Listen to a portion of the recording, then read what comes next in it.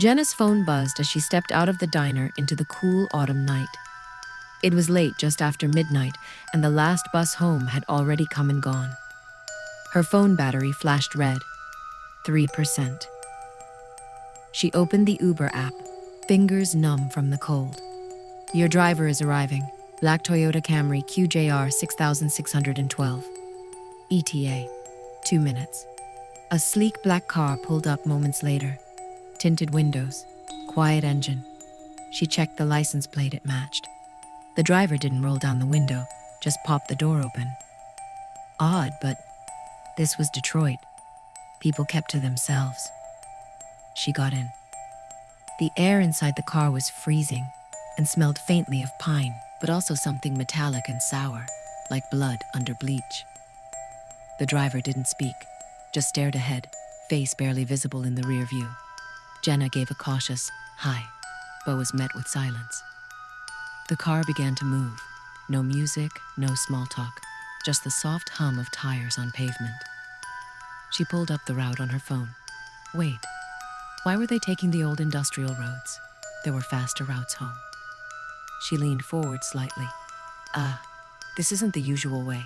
Shouldn't we be on I-90? Still, no answer. She stared at the back of his head. His skin was pale, too pale, unnaturally smooth, and in the mirror, his eyes weren't reflecting any light. Her phone buzzed again. She looked down. Signal lost. Battery, 1%, and then dead. She looked up. They were no longer on a paved road.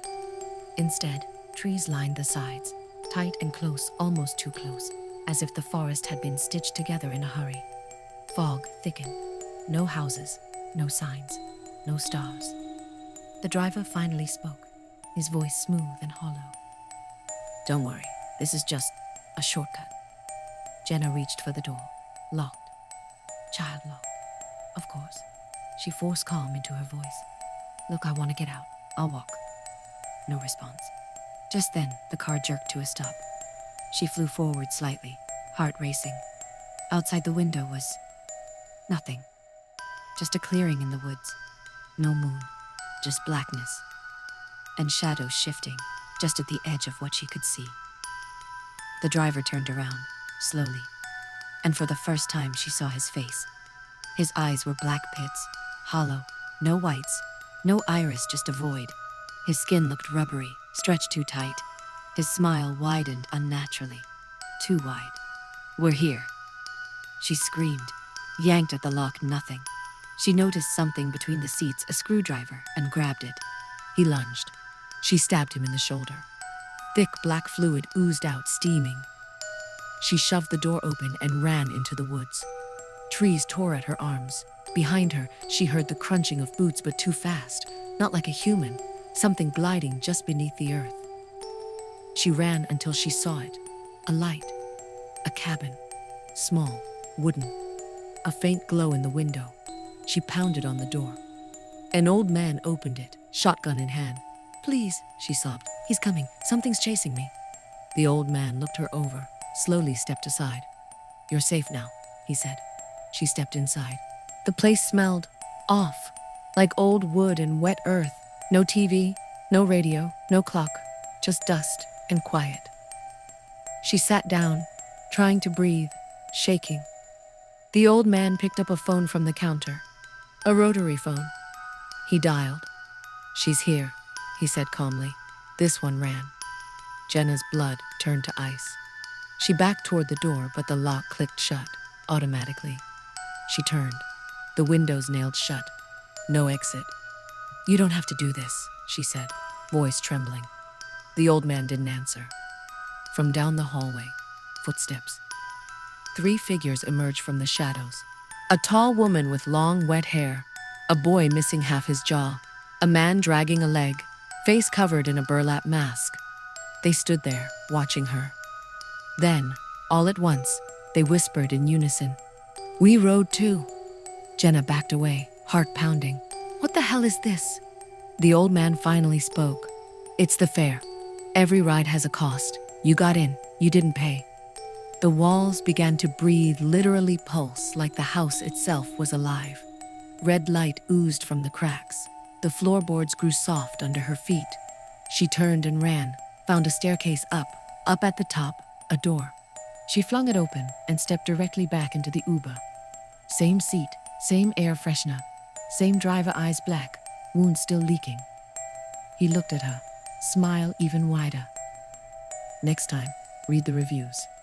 Her scream echoed as the windows went black. The app on her dead phone flickered to life for a split second. Thanks for riding with us. Would you like to rate your trip? 3 days later, a new passenger opens the Uber app. Black Camry, 2 minutes away. License plate, QJR 6612. Driver rating, 5 stars. 1 review only. Don't get in. It's not a car. It's a door. J.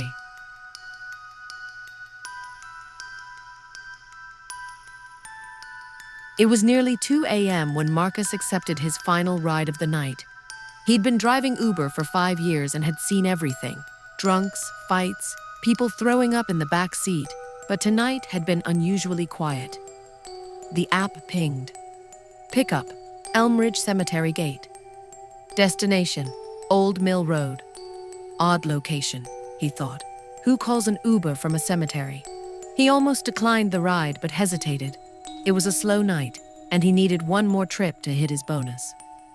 As he approached the cemetery, his headlights caught the massive rusting wrought iron gate.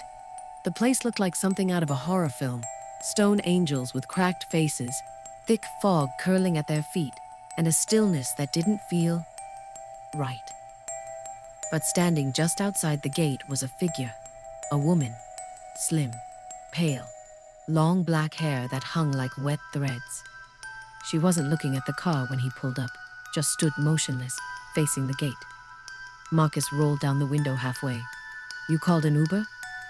The woman slowly turned and nodded. No expression, no words. "Okay, hop in." She opened the door and slipped inside, silent. She didn't smell like perfume or sweat or alcohol. She didn't smell like anything. Marcus glanced at her in the rearview mirror. She was staring out the window, face lit faintly by the dashboard glow. Trying to ease the tension, he said, "So, rough night?" No response. He checked the app. 12 miles to go. About 20 minutes, mostly through wooded back roads. As they drove, Marcus noticed the temperature dropping. Fast. He turned up the heat. Nothing happened. The display said the heat was on, but cold air kept blowing. "Sorry," he said. "This thing acts up sometimes." Still no response. He glanced back again. Her face was different, paler, and her eyes were fixed directly on him in the mirror now. Marcus blinked. She was looking out the window again. Had he imagined that? About 5 minutes in, the radio turned on by itself. Static, then faint whispers. Marcus reached to shut it off, but the knob didn't respond. The screen glitched, lines running across it like an old VHS. Then came a voice, whispering, distorted, repeating. "She never got home. She never got home. She never got..." The volume rose sharply. Marcus yanked the cord from the console. The radio died. He pulled the car to the side of the road, shaken. "Okay, what the hell is going on?" He turned around. The back seat was empty. The door hadn't opened. There hadn't been a sound. She was just gone. Cold air filled the car now, turning his breath to fog. He looked around wildly. No sign of her in the woods, nothing on the road. Then he noticed the seatbelt in the back was buckled. He reached to unbuckle it and it snapped itself closed again, fast, like something unseen had yanked it back into place. Marcus floored it. He didn't care about the drop-off. He just wanted to get back to the city. But no matter which way he turned, the road looped. Trees looked the same broken road sign, the same fox carcass on the shoulder, again and again. He checked the app. It said, ETA, 13 minutes. But it had said that 20 minutes ago. Then he heard it. A soft whisper from the back seat. "You took the wrong way." He turned his head slowly. She was back. Face pale, skin stretched, lips blackened. Her eyes were gone, just empty sockets, dripping thick black tears. "I never got home." The car slammed to a stop on its own. The lights flickered, and then silence. 3 hours later, police found the car parked in the woods just off Old Mill Road. Engine off, doors locked from the inside. Marcus was still inside, hands locked on the steering wheel, eyes wide open, mouth frozen in a scream. But what really shocked the responding officers? In the back seat was a thin, dark stain in the shape of a woman, slowly fading into the upholstery. Final creepy twist.